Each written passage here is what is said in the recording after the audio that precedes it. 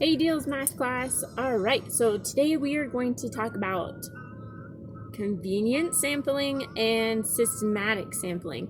So first we're going to dive into convenience.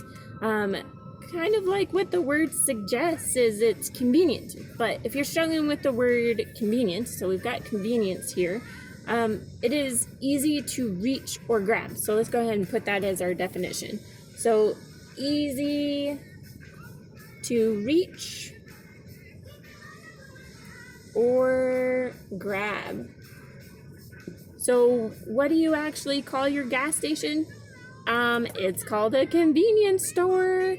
So usually gas stations are on more blocks on corners, so then you'll go there to grab things because it's more convenient for you versus driving possibly 10 miles to actually go to, let's say, a Walmart.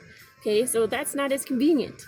That is further away from me. So I want to go right down to Blue Sky and grab some food. Okay, so we're going to work on a couple examples. So again, convenient sampling is easy to reach or grab. So it's really close to me. So my examples are not on the same one together. So make sure you still split it in two.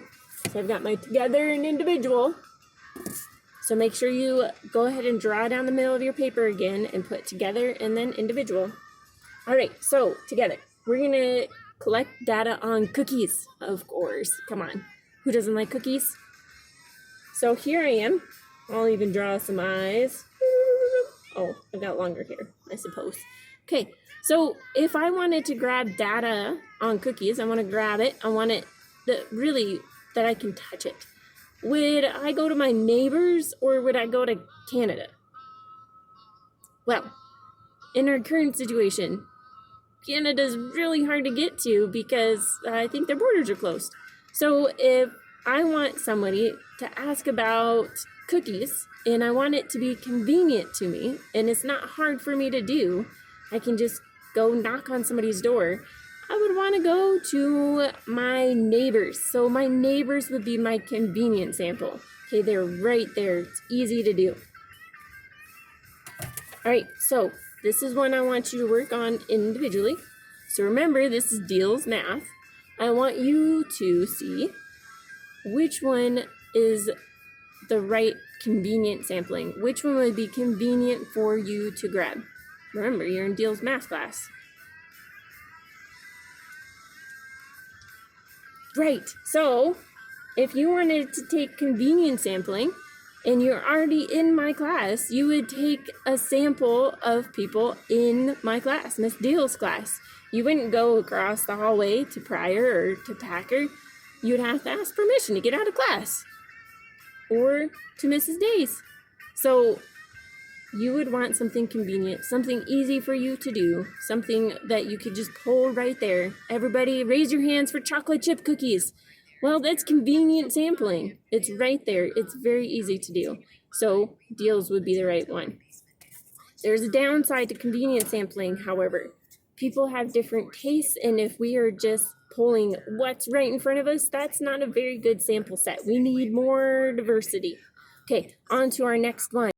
All right, so the next sampling, as we were talking about, is systematic. So if you look at the beginning part of this, there's a system to it, and it's kind of automatic. What we're doing, it's a system. I'm trying to do the same thing repeatedly. So what this is we're going to choose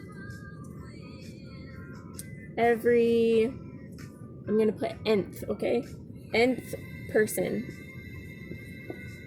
So why this is an nth is because this is up to you. How many people at a time do you want to look for? So maybe I have a huge population set, so I want to look at every 100th person. But if we're just talking about my small math class, maybe we want to ask every second person, okay? Because it'll be, the set of data will be about comparable, okay?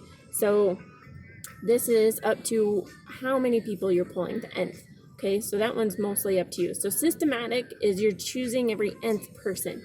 So let's go ahead and get started with these examples. This is going to give you some time to write all my people here. But this is the one we're going to do together. So we're going to poll every third person. So this is the nth. My nth is third. So every 3 people I am going to poll to ask them a question. So let's see here. I've got 1, 2, 3. 1, 2, 3. 1, 2, 3. 1, 2, 3. 1, 2, 3. Okay. So if I'm looking at this population right here, I went to every third person and I'm going to talk to them. So I'm getting more randomness in this, but I have a system to it. So this would be systematic. So every third person I'm going to ask. So I've got 1, 2, 3, 4, 5 people I'm asking. 5 people within this. So I'm not taking the time to ask everybody. I'm just going to go to every third person. All right, so now this is your turn. Here's your individual one. And for this one, you might just draw X's instead of all these little people. Pull every 4th person. So I want you to go through this and circle every 4th person and tell me how many you have. You should pause it. You need to do the work too. All right, so poll every 4th person. So 1, 2, 3, 4. 1, 2, 3, 4. 1, 2, 3, 4. 1, 2. I'm at the end. I don't have the 4th again. So for this one, if I'm pulling every 4th person, I've only actually asked 1, 2, 3 people. I've asked 3 people in this population. Just 3 people. So I pulled every 4th one. So having a system to how you're going to do it creates a better sample that you're gathering from that population. Okay. So in between the two, convenient is easy, but systematic gives you a better way to actually ask and get information back that's not skewed. Okay. All right. So I hope that helps you out today with your assignment on systematic and convenient sampling. Bye.